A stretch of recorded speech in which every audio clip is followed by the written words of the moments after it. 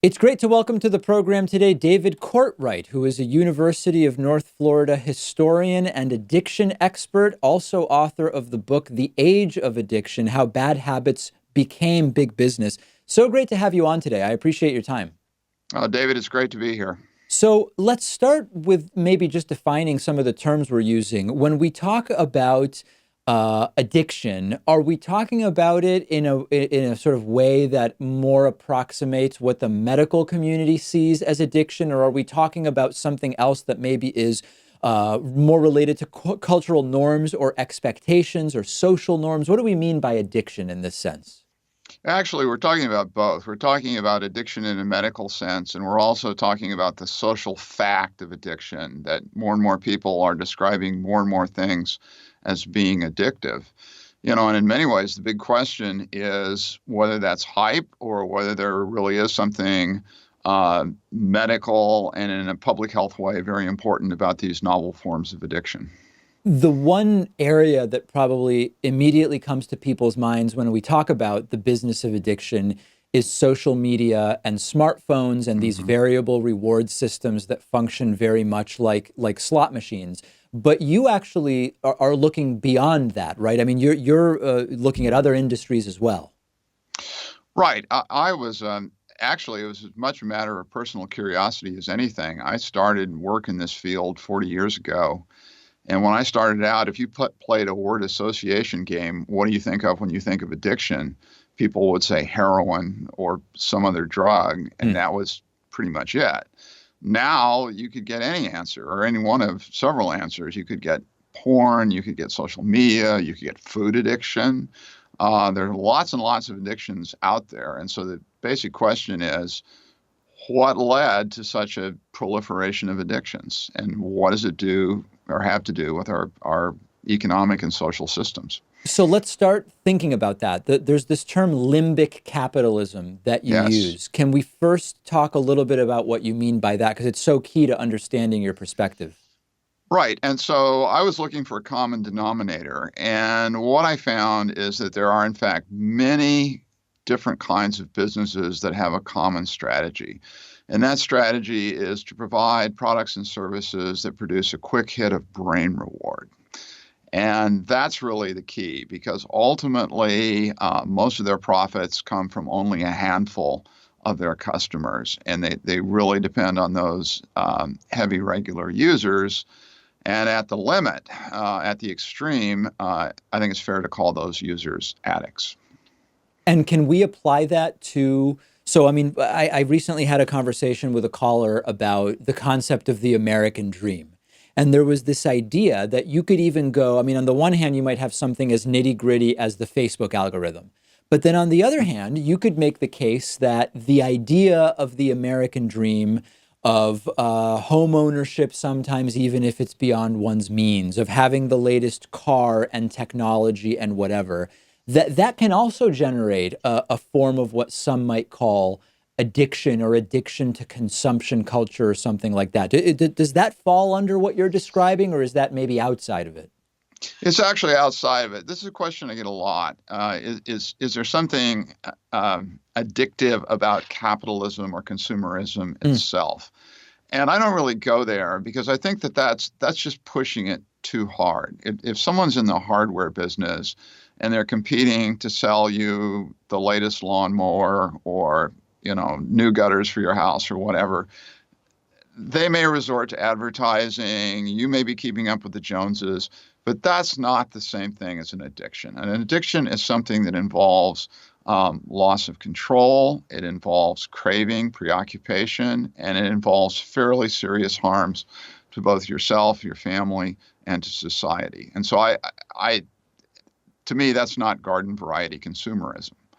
But there is a species of consumerism which is involved with these very fast acting, brain rewarding products that is in a category by itself.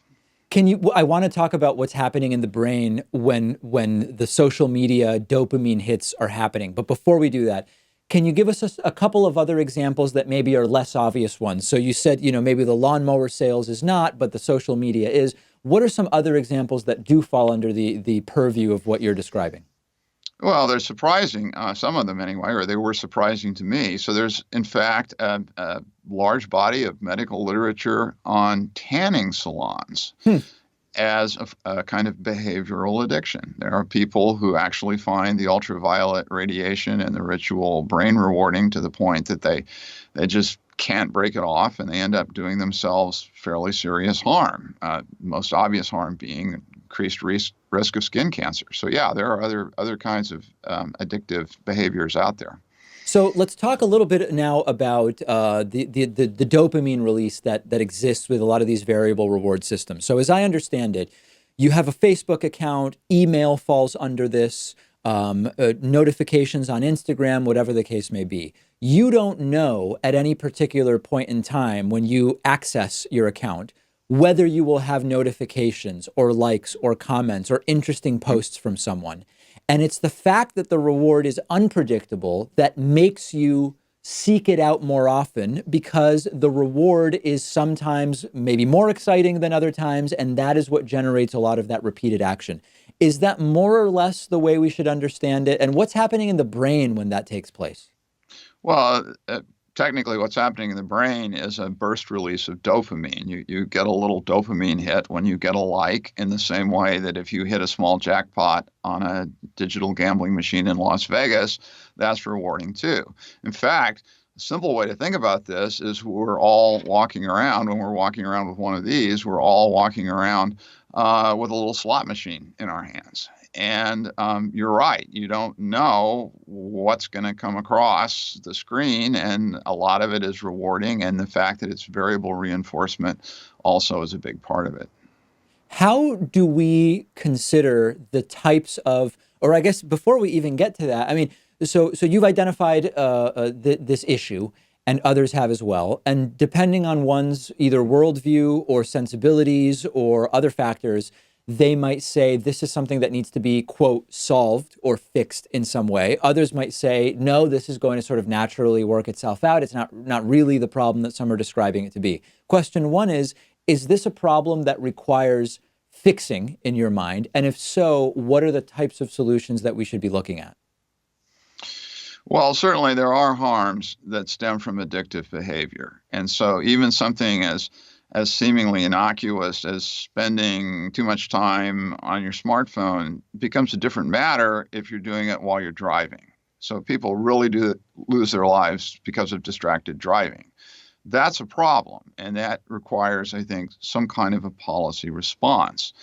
But what you have is a whole array of possible responses, everything from education all the way to, at the other extreme, prohibition. Now, nobody's arguing, or at least I'm not arguing for the prohibition of smartphones or social media, but I think there are real questions of regulation that do arise from these kinds of practices. What would be a form of regulation that would not be an immediate sort of political go nowhere suggestion, because you would have just extraordinary disagreement from, the anti-nanny state side, the libertarian side, the skeptical of corporations side? There's all these competing political interests. It's hard for me as someone who's in this stuff all the time to think about what sort of regulation might even have a prayer of passing and becoming a reality.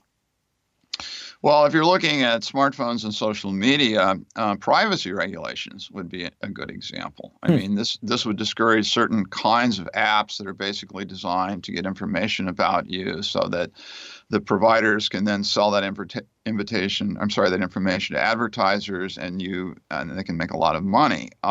For other kinds of addictive products, you have policy proposals that are relatively non-controversial, like age restrictions. Okay, so the whole Juul scandal and what's happening with vaping is another really good example of this. Even the manufacturers have jumped on board the let's raise it to age 21 bandwagon. Generally speaking, anything that poses a threat or a perceived threat to youth is most likely to prompt a strong policy response. That's kind of the ultimate hot button here, is it endangers the health and well-being of young people. Then you tend to get stronger reactions that have a broader base of political support.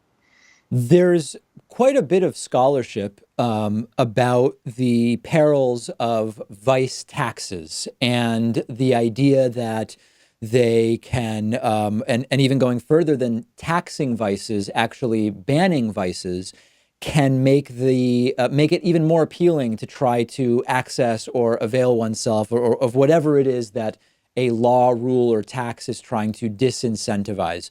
Do you think that that is relevant when we think about the issue of limbic capitalism and addicting technology, or are we really dealing with kind of a different animal with a different sort of framework that we should put around it? Yeah, I think that there's a sweet spot when it comes to taxation. I don't know if the fact of taxation necessarily is an inducement to using these products, but sometimes governments will tax a product for the sake of revenue, which, by the way, is one of the main barriers to anti-vice policies, is that governments have a stake in the revenue streams as well as private corporations. Sure. I mean, lottery tickets are a great example of that, although you can think of many others.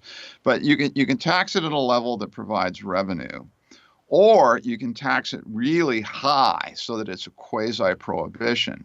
And in many states in the United States, cigarettes, for example, are taxed at such a high rate that it's virtually a prohibition, or for many people, it's a kind of prohibition because they're so expensive.